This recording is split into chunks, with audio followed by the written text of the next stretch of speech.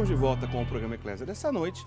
No programa de hoje, nós estamos falando sobre a colaboração de importantes sacerdotes na história da igreja que fizeram uma colaboração importante, significativa também para a ciência. Não só para as coisas que envolvem a igreja, mas para a ciência de maneira geral, como a gente acabou de dar o exemplo no bloco anterior, que eu já vou inclusive responder a dúvida de um telespectador. Só ressalto aqui no começo desse bloco, ligue para a gente. Seja, ou entre em contato com a gente, melhor dizendo, seja por telefone, ligando mesmo, o telefone que vai aparecer no seu vídeo. O tempo todo da nossa conversa vai ficar aí o telefone, também o e-mail, eclesia@rs21.com.br, ou ainda, manda uma mensagem para a gente através do WhatsApp, tá? A gente está recebendo, então, por essas vias de comunicação, WhatsApp, telefone e e-mail, para que você interaja conosco aqui nesse nosso programa de hoje. Olha só para encerrar o assunto do bloco anterior, que a gente tem muita coisa ainda para falar, é o seguinte, respondendo então a pergunta aqui da nossa telespectadora, a Rosana Antônia Zucaro, de Itajubá, Minas Gerais, ela faz a seguinte pergunta. Galileu Galilei, que descobriu a rota dos planetas, ele foi cego pela igreja? Vamos ficar bem claro uma coisa aqui.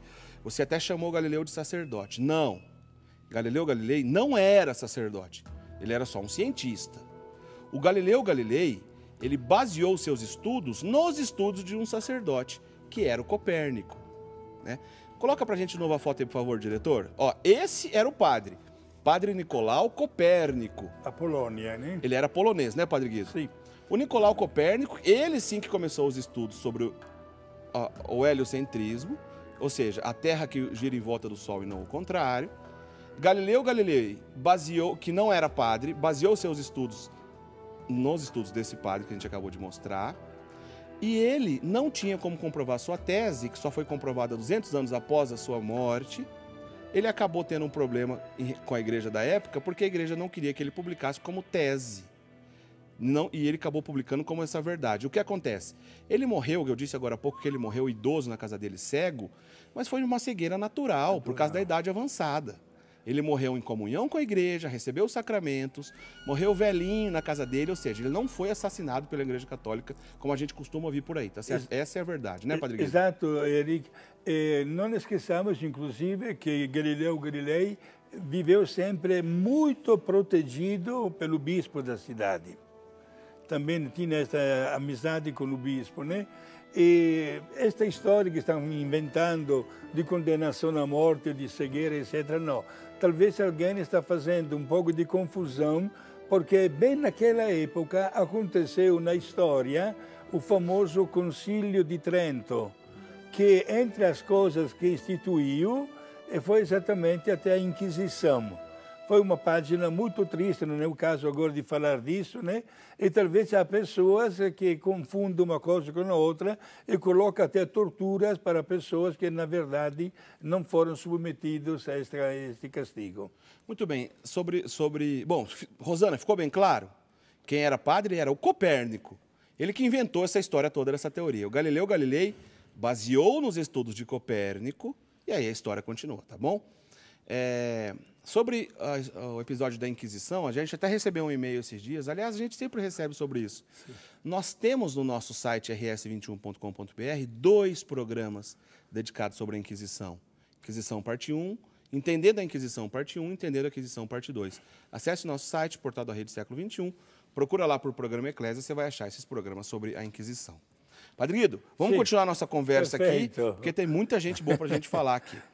Vamos falar então agora, Padre Guido, sobre o padre que o senhor já citou no finalzinho do bloco anterior, que é o padre Gregor Mendel, que nasceu em 1822, morreu em 1884 e ele teve uma colaboração importantíssima para a ciência. Conta para a gente. Ele era um frade agostiniano e superior, inclusive, até do seu convento lá em Brno. E dedicou os seus estudos a várias disciplinas. Foi, inclusive, nomeado suplente de teologia, etc. Mas, veja só, ele adorava passar algumas horas meditando no jardim, na horta do convento, do mosteiro. Foi aí que ele começou a cruzar ervilhas, veja só. e no jardim, no seu mosteiro, e obteve sucesso ao descobrir as leis básicas da genética. Ele estudou a herança e a característica única e contrastante, apresentando exatamente as leis que depois seriam reconhecidas, né, da hereditariedade dos fatores dos genes. Por isso, um nome que deu uma importância extraordinária, na hora também ele, como Galileu, ninguém reconheceu o merecimento, né?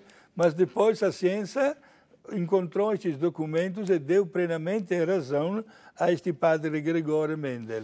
Então, esse sacerdote austríaco, que era meteorologista e era botânico, né, esse monge agostiniano, bota pra gente a foto dele aí, diretor, padre Gregor Mendel, ficou conhecido como pai da genética, tá aí, ó. Então, os estudos de genética, até hoje, isso não estou dizendo só dentro da Igreja Católica, isso vale para o mundo todo, para qualquer aspecto da ciência, de quem for estudar genética vai se deparar com as ideias de Gregório Mendel, a ponto de alguns escritos dele e alguns estudos dele, propriamente dito, chamados como as leis de Mendel, né? O nome dele está ligado ao estudo de genética, ele é considerado o pai da genética, esse importante cientista. Então, o padre Gregor Mendel. Outro dia, uma palestra que eu estava fazendo aqui na cidade de Campinas, a hora que eu terminei, uma menina que estava na palestra veio falar comigo, olha, eu estudo biologia, eu já ouvi falar muito sobre o Gregório Mendel, só que eu não sabia que ele era padre. Pois é, porque de vez em quando a gente estuda lá no dia a dia da escola, e nem sempre a Igreja Católica, que é vista com bons olhos por algumas pessoas, não todas, mas por algumas pessoas que pensam a educação no país, e eles omitem essa informação, né? Mas aqui a gente está falando a verdade. Já falamos sobre Nicolau Copérnico, que era padre, e agora sobre Gregório Mendel, que era padre. Então, como que a Igreja Católica pode ser contra a ciência se durante toda a história ela estava patrocinando a ciência e entre os seus sacerdotes a gente vê os maiores cientistas da história? Mas tem mais, ó. A gente está só no começo aqui da nossa conversa. Tem muita mais gente importante para a gente conversar. Por exemplo, vamos já para o próximo personagem, Padre Guido? Sim. Olha, explica para a gente, Padre Guido, em poucas palavras, de maneira bem simples para o nosso telespectador entender, primeiro, o que significa a teoria do Big Bang? Certo. A teoria do Big Bang, usamos a palavra bem clara, Big Bang, escrito Big Bang, porque a pessoa que confunde com o Big Ben, que é o relógio lá de Londres, né? Que A palavra Big Bang por causa de um nome de uma explosão, né? Que relembra uma explosão, né? Poderíamos traduzir em português como a grande expansão, né, do universo. Certo. Certo. Foi qualificado com estes termos a teoria deste padre George Lemaitre, que era um sacerdote jesuíta da Bélgica. Ele também era padre, né? Este homem estudou o seguinte, queria calcular a distância e a velocidade das galáxias. Ele encontrou um fenômeno muito, digamos assim, estranho naquela época. Isto é, havia uma relação, quanto mais distante de nós existe uma galáxia, mais rapidamente a galáxia se afastava da Terra. E queria saber o porquê. Ele chegou a uma primeira conclusão. Se há esta velocidade para afastar, significa que o universo está em expansão. Ele foi a primeira pessoa que chegou a essa conclusão, que o universo estava em expansão. Mas por que está em expansão? Porque antes de adquirir esta imensa velocidade, formava só um bloco. Isto é, todas as galáxias estavam muito juntas.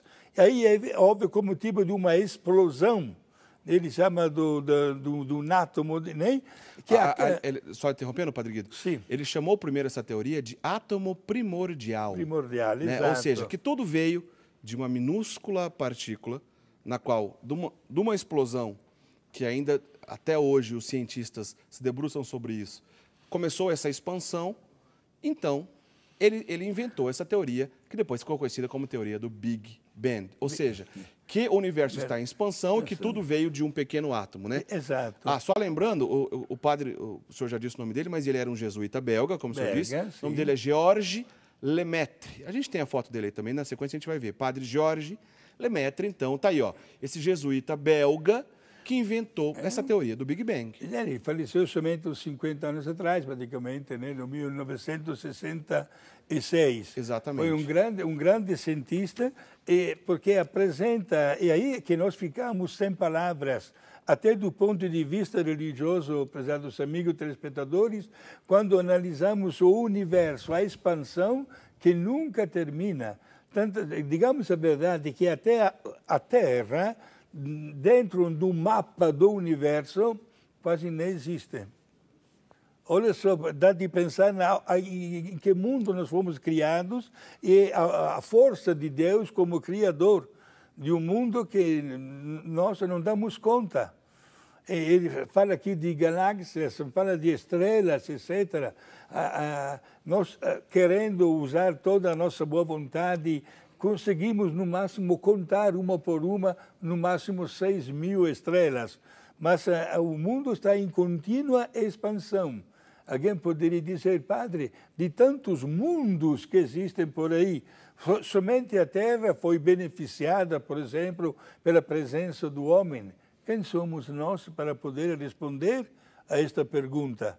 Não queremos absolutamente colocar um limite até na obra de Deus. E esta descoberta deste padre Georges, ele nos ajuda a ter uma contemplação maior ainda da obra criadora de Deus. Uma coisa que vale destacar quando a gente lembra sobre o padre Georges Lemaitre é que ele era amigo do Albert Einstein, né?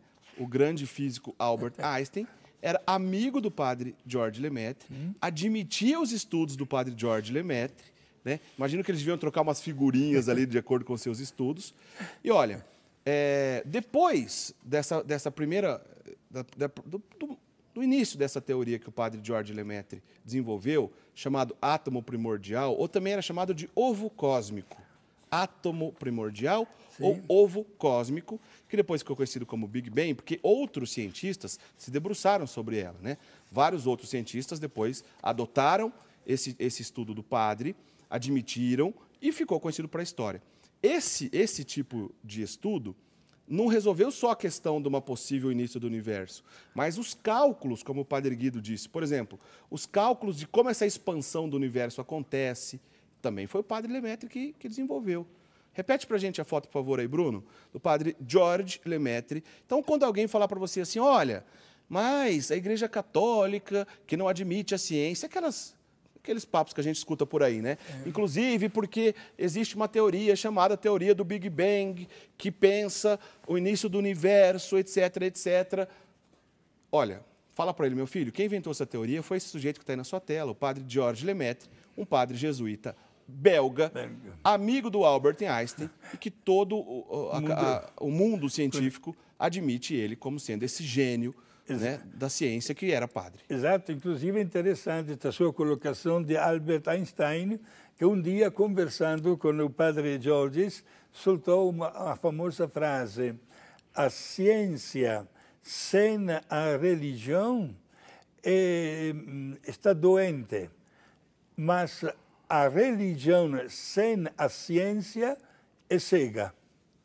Veja só. Ou seja, podem caminhar junto em perfeita harmonia, né, Padre Guido? Exato, não há mais um contraste, mas uma abertura total para descobrir a obra criadora de Deus, que nunca termina de fazer com que as pessoas fiquem profundamente admiradas. Hoje o nosso conhecimento do universo é muito limitado, apesar de termos os instrumentos mais famosos. Às vezes ficamos vibrando de alegria porque o navio espacial chegou até em Marte ou vai chegar no outro planeta, que ainda faz parte do sistema heliocêntrico, do nosso sistema. Mas, repito, é nulo. O mesmo Sol é uma estrela mínima. Uma das menores estrelas é o nosso Sol, que, repito, dentro da imagem, do mapa do universo, quase não existe. Ô, Padre Guido, nesse sentido, é inevitável a gente tocar nesse assunto e outras questões aparecerem aqui para a gente. Por exemplo, o Tavares, de Brejo da Cruz, a cidade de Brejo da Cruz, lá da Paraíba, está dizendo o seguinte: esses padres cientistas, eles acreditavam mais na evolução ou na criação? Eles citam aqui Adão e Eva. Porque, inclusive, o Padre Guido, que é especialista em Bíblia, é a pessoa ideal para responder isso para a gente. Em muitas ocasiões, até recentemente, o Papa Francisco fez uma declaração dessa, que a teoria da evolução das espécies não contradiz a criação da Bíblia.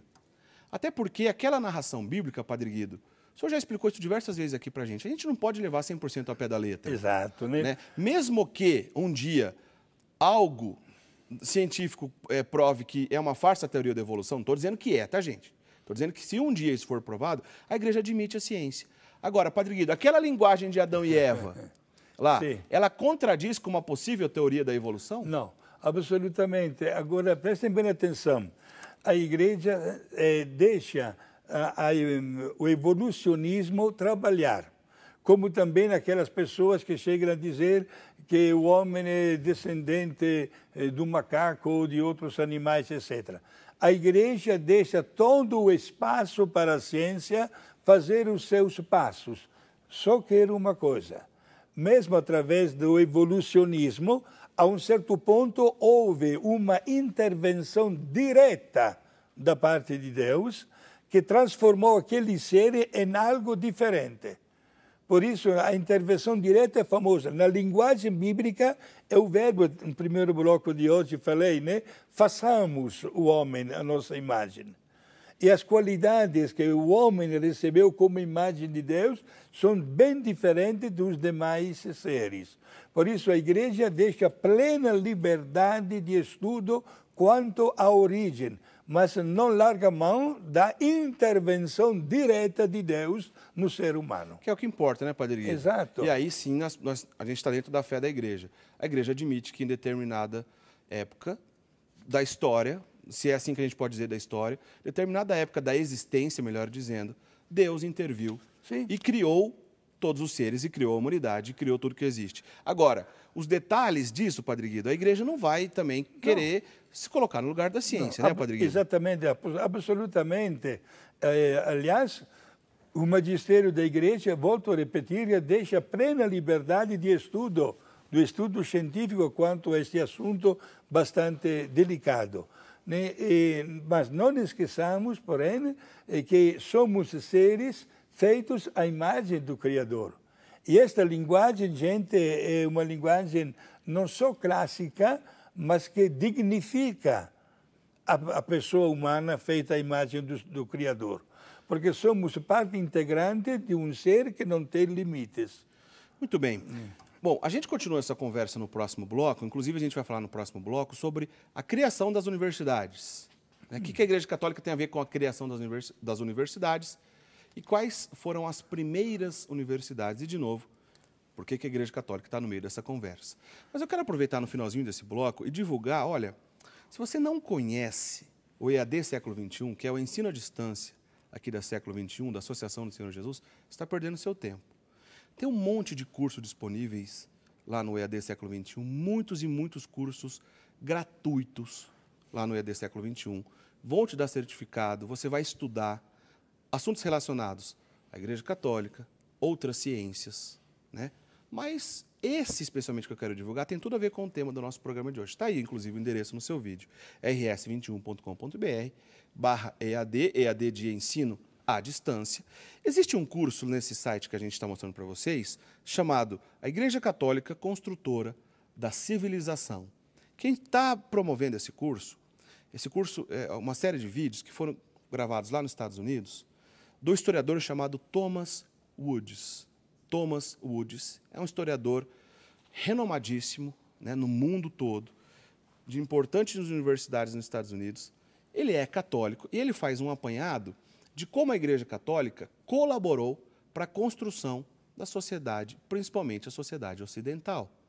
Após a queda do Império Romano, a gente está falando agora lá do século no ano 400 e alguma coisa, após a queda do Império Romano Ocidental, praticamente a instituição que ficou de pé e que moldou a civilização ocidental foi só a Igreja Católica, né? E é por isso que tem tudo a ver com o tema de hoje, porque a ciência, a literatura, as artes clássicas, a arquitetura, a música, enfim, tudo isso teve o papel importantíssimo da igreja. Não só da igreja incentivando, como da igreja também bancando tudo isso, né? Porque quase tudo aconteceu dentro dos templos católicos. E a educação tem tudo a ver com o que a gente está dizendo, a ciência também. Então, olha, entra nesse site rs21.com.br/EAD, conheça todos os cursos que elas têm disponíveis, que estão disponíveis lá no nosso site. Mas procure, então, por esse curso chamado Igreja Católica, Construtora da Civilização, do historiador Thomas Woods. E um detalhe, gente, esse curso é de graça. Você não vai pagar nada para fazer ele. Então, o que você está esperando? Por favor, aproveita, entra, então, nesse endereço, e você vai se beneficiar desse conteúdo. Vamos para o intervalo, daqui a pouquinho a gente continua conversando sobre a relação desses padres cientistas que no meio da Igreja Católica contribuíram de maneira importante para toda a ciência no mundo inteiro. A gente volta já já. Sai daí.